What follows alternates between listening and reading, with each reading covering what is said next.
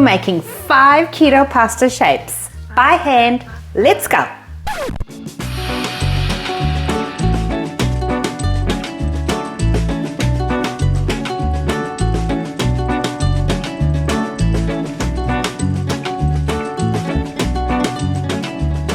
From the huge response and feedback I've received, you love my gluten-free keto pasta recipe. But a lot of you wanted me to make pasta shapes by hand because you don't have a pasta machine. It's true that a regular person could find it hard to believe that making pasta shapes by hand can be easy as what I'm going to show you today. Keeping in mind that pasta shapes' main function is to hold the sauce, and with that in mind, you can be as creative and make your own, or you can make the traditional shapes. Hi, I'm Mel and welcome to my channel.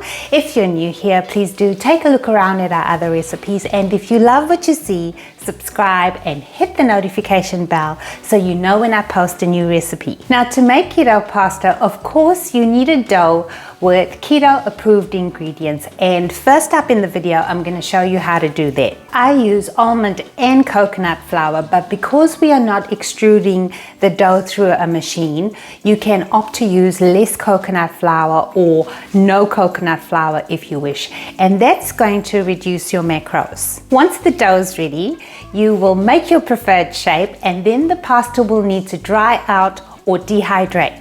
You can do this by leaving it on your bench top overnight or bake it in the oven for an hour. You would have your oven on the lowest setting, so basically the lowest temperature setting, and we're using the fan to basically dry out the pasta. After I show you how to make 5 shapes, I'll show you how to cook the pasta in sauce.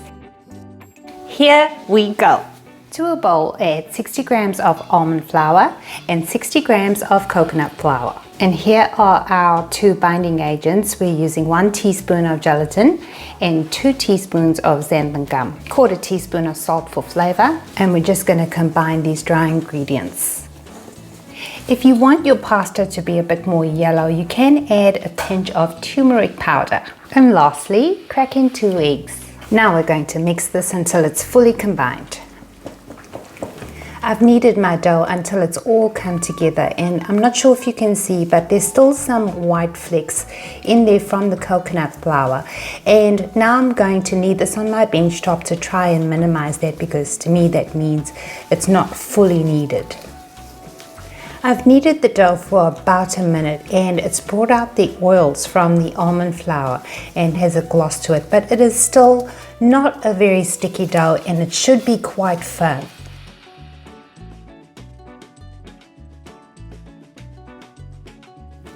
Roll out your dough to about a rectangle shape. This is 115 grams worth of the dough, and it's 1 serving, and I've rolled it out to about 1/4 inch thickness. Cut the dough into strips. Your strips should look like thin fries. We're working with 1 strip at a time, and I've got here just a wooden skewer. Just wrap your pasta strips around the skewer. And there you go. I've managed to put 3 on 1 skewer, and I'm going to keep going until all my pasta strips are on the skewer. And this is how much pasta you get for 1 serving. Isn't that amazing?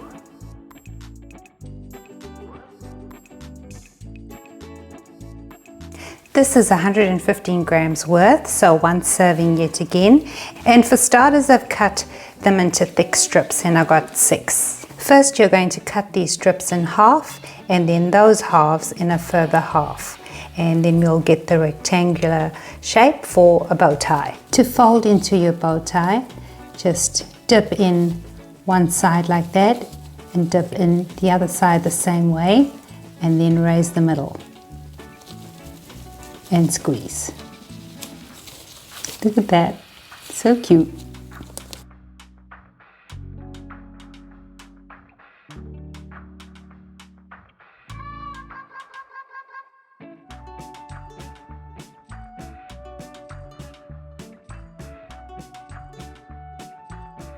Roll out a portion of the dough as thin as possible. I'm using a nozzle as a tiny cookie cutter, but I'm trying to get about a tablespoon size worth as a cutout, and simply cut out your circles. Remove the excess dough. Okay, I'm using one circle. Just pinch the bottom and squeeze.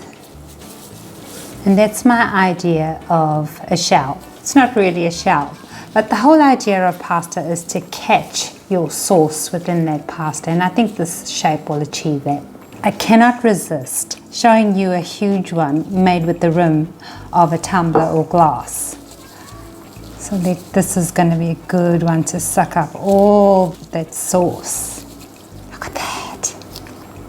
Look at this. You get all this pasta in one serving. It's not so much like a shell, it's more like a flower or a lily. I did really well at times, and sometimes I didn't. This one's too thick and this one's super thin. And the more thin ones you can get, of course you'll get more pasta, and I think it'll be more delicious.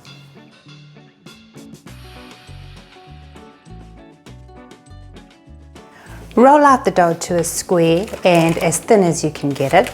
Cut your dough into little squares like that. And really what I want to give you a solution for is to make handmade macaroni or garganelli.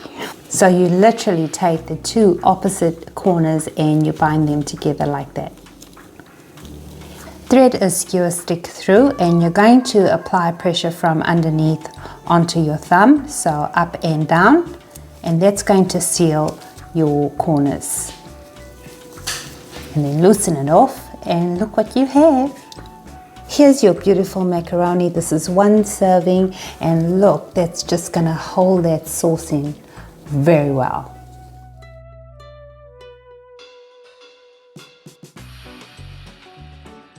This time we're making sacchetti, which is a pasta that has a little bit of filling in it and it looks like pockets.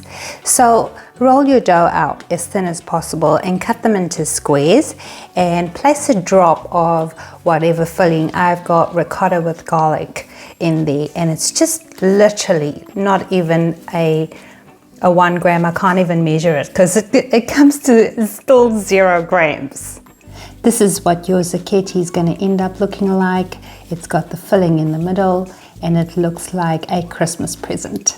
So using one square at a time, fold the edges almost like you're halving the square, and then you're going to bring your two ends together like that, and you're going to seal it up. Press them together and then just tidy it up, and then flatten your bottom like that, and then you have your sacchetti.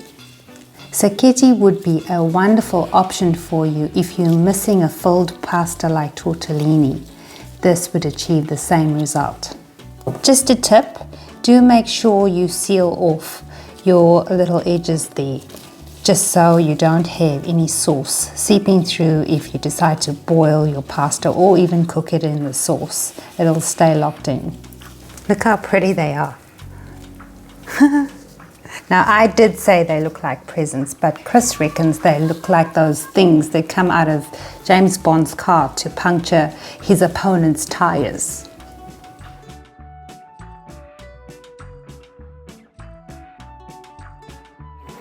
Over a medium heat, add a tablespoon of oil, and I've just got a handful of shredded chicken here.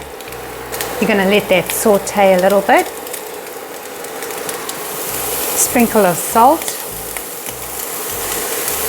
some pepper,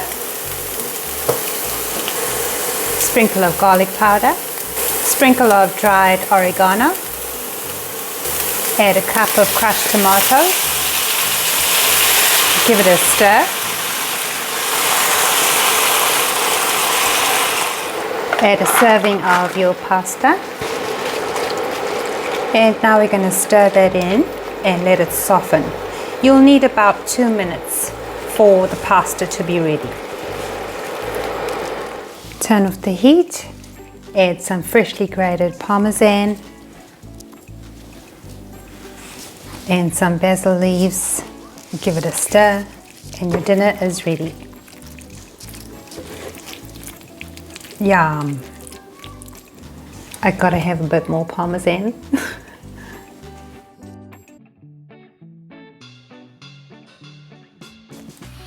You can store your pasta in the pantry for a few days in the fridge, but I prefer to store it in the freezer because it stays as fresh as the day I made it. These are already dehydrated and make the appropriate noise. Seal it in an airtight container and pop it in the freezer. I just love that sound. Well, I hope you enjoyed this tutorial and get to make pasta shapes. Thank you so much for watching. Stay safe and be well.